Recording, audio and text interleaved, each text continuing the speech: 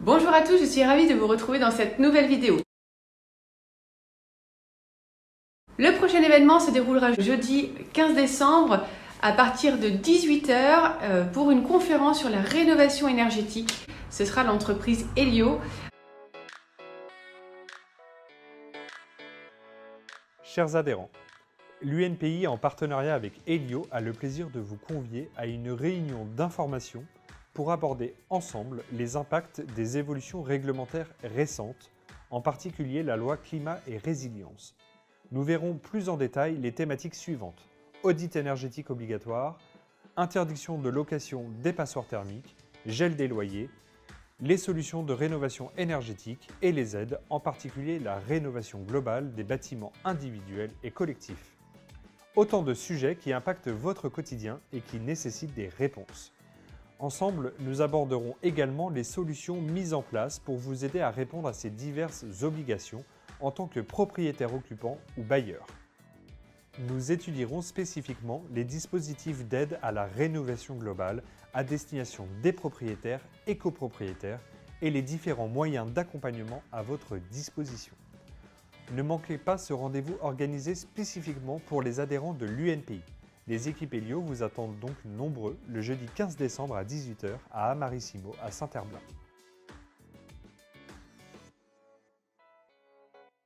Comme à chaque fois, la conférence est sur réservation, donc si vous êtes intéressé, téléphone, mail ou alors il y aura aussi un lien pour cette conférence.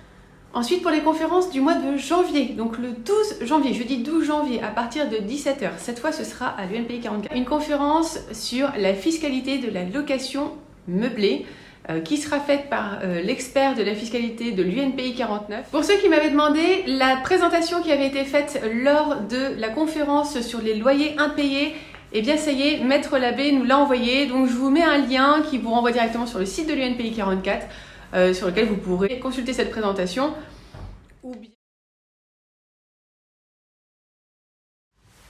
Je voulais évoquer également l'appel à cotisation qui sera envoyé au mois de janvier.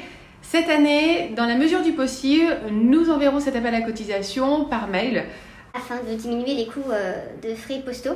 Également la possibilité cette année de pouvoir payer votre cotisation par virement bancaire. Bien sûr, je vous remercie d'avance d'indiquer votre numéro d'adhérent lorsque vous ferez ces virements afin que ça me facilite la gestion de ces paiements.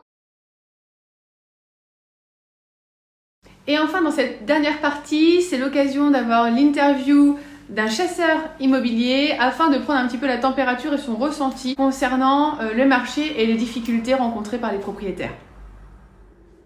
Alors aujourd'hui, on l'entend beaucoup dans les médias, on nous parle de krach immobilier, de crise immobilière. Si on les écoute vraiment, on se demande un petit peu comment on pourrait se positionner actuellement. Alors il me paraissait pertinent d'interroger quelqu'un qui côtoie les investissements quotidiennement. Donc c'est pour ça que je voulais vous faire rencontrer Fabien Tatiboulet, qui est fondateur de Fabien Immobilier, une société d'investissement locatif clé en main. Bonjour Fabien.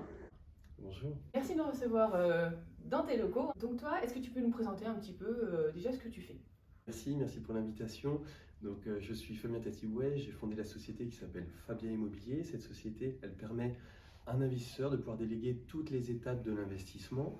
Ça va du financement, la fiscalité, la recherche du bien qui est une phase qui est très chronophage, également l'accompagnement notarial, l'accompagnement sur la partie travaux et puis la mise en location et la gestion locative. Alors justement, avec l'ambiance actuelle, déjà comment va ton activité du coup? Est-ce que les investisseurs sont toujours intéressés par le milieu de l'immobilier? Quelle est un petit peu ton analyse de l'actualité? Si je reprends un petit peu le contexte actuel, on a l'augmentation des taux. Les crédits immobiliers, ça a très fortement augmenté. On a plus de 2% sur 20 ans aujourd'hui. Je pense que d'ici la fin de l'année, on sera plus proche avec assurance des 3%. Donc on a ce contexte-là. On a également une grosse baisse sur les marchés actions. Les obligations rapportent pas grand-chose aujourd'hui. Les crypto-monnaies, il y a une baisse de 70% sur l'ensemble de ces actifs. Et là, sur l'immobilier, à Nantes, je constate une baisse d'environ 5% entre les appartements et les maisons confondues. D'accord. Donc, le contexte actuel, Est-ce que pour toi, ça serait propice à faire des investissements ou pas? Oui, en fait, ça va dépendre de chaque personne. Là où je veux en venir, c'est que à partir du moment où vous achetez un appartement pour le mettre en location, chaque mois, vous allez percevoir des loyers. Si vous attendez par exemple 2 ou 3 ans avant d'investir, mais vous n'allez pas percevoir pendant tout ce temps-là 2 ou 3 ans de loyer. Donc il y a cette première chose qui est, on va dire, la première phase. Est-ce que vous, aujourd'hui, vous êtes prêt à investir? Est-ce que c'est le moment pour vous d'investir? Je commencerai par là. Parce que, admettons que vous ayez des liquidités, qui soient par exemple sur des assurances-vie, un fonds en euros qui ne rapporte plus beaucoup, à ce moment-là, il peut être judicieux d'investir dans l'immobilier. Pourquoi? Parce qu'on bénéficie d'une petite baisse qu'il y a eu. Aujourd'hui, il y a de très bonnes opportunités. Et en fait, moi, dans mon métier, je vais chercher des biens. Donc, je vais peut-être analyser 100, 200, 300 biens. Et sur cette analyse-là, je vais en sélectionner un pour un client. Donc là, on peut peut-être faire acheter un appartement qui est en dessous du prix du marché actuel. Et ça, c'est intéressant pour l'investisseur. Ensuite, il y a les crédits immobiliers. On voit qu'en fait, les banques ont beaucoup prêté pendant des années. Et aujourd'hui, les conditions restreignent en fait l'obtention des crédits immobiliers. On peut le remarquer, d'ailleurs, moi je te coupe, mais on peut le remarquer, il y a certains alors les investisseurs, ça va surtout être sur les primo-accédants, mais il y a des refus pour voir aussi des agents immobiliers avec lesquels on communique. Ils ont 1 sur 3 à 2 sur 3 demandes primo-accédants qui sont refusées par les banques. Les prêts sont actuellement refusés.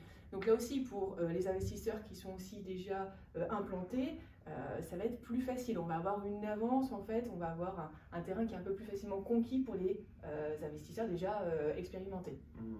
En ce moment, quasiment la première question, c'est est-ce que votre profil va vous permettre d'emprunter? C'est ça. C'est déjà la première question. Si oui, justement, est-ce que vous pouvez vous poser la question, est-ce que d'ici 6 mois, 1 an, est-ce que vous allez toujours pouvoir emprunter? Donc si vous repoussez votre projet d'investissement, aujourd'hui, si vous êtes en capacité de le réaliser, est-ce que demain, vous serez toujours en capacité de le réaliser? Et ça, on ne le sait pas aujourd'hui.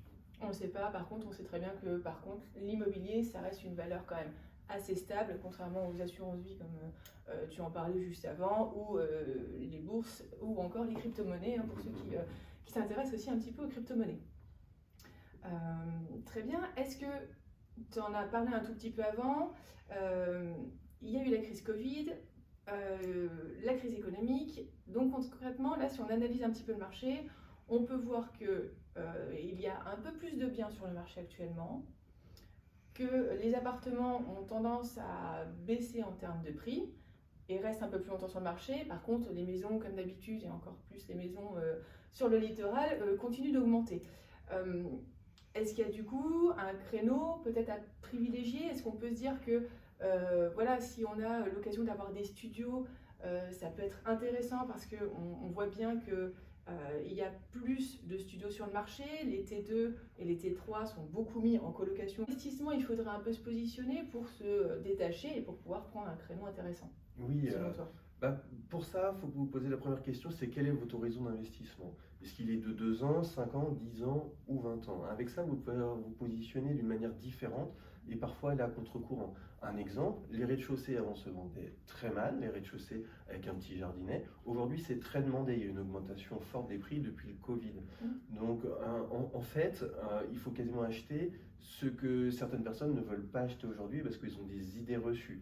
Alors attention, il faut être très sélectif sur les produits, notamment sur l'emplacement. Ça, l'emplacement, c'est quelque chose, c'est la première règle de l'immobilier. Mais ce que je peux vous conseiller, c'est si vous avez un horizon d'investissement qui est plutôt sur le long terme, c'est d'aller là, aujourd'hui, par exemple, c'est pas très bien desservi par des transports en commun. Je peux prendre un exemple, la mairie de Rezé. La mairie de Rezé, on peut aller au tramway, il faut compter 10 minutes à pied, mais avec la construction du CHU à Nantes, il y a une ligne de tramway qui va arriver juste devant le Leclerc, donc à proximité de la mairie de Rezé. Puis dans un second temps, la ligne de tramway, la mairie de Rezé a l'ambition et l'objectif de l'amener jusqu'à Château de Rezé. Et là, ça va permettre d'avoir un endroit qui est bien desservi. Donc cet endroit-là va prendre de la valeur. Ce qu'il faut, c'est avoir 6-7 ans pour pouvoir investir, avoir un horizon d'investissement aussi long que ça. Et dans 6 ou 7 ans, le prix de l'immobilier va augmenter, la valeur locative aussi va augmenter. Donc moi, je m'adresse à chaque fois à chaque personne pour bien comprendre leur projet. Et là, justement, on va aller sur des zones géographiques ou des produits sur lesquels il y a de la demande. Surtout si vous investissez dans des petites surfaces, c'est souvent assez intéressant, les studios, les projets de colocation. Là, l'emplacement, c'est primordial. Il faut rester à proximité des écoles, à proximité du centre-ville de Nantes. Il ne faut pas déroger à cette règle-là. Bon, moi, les maisons actuellement, je trouve que les prix sont relativement élevés. Si c'est dans le cadre de votre résidence principale, c'est une chose. Peut-être que vous avez envie d'une maison et vous allez en acheter une. Dans le cadre d'un investissement locatif, ce n'est peut-être pas le bon moment d'en acheter une. Pour l'instant, il vaut mieux attendre un petit peu, voir si éventuellement il peut y avoir une baisse peut-être sur 2023, premier ou second trimestre 2023.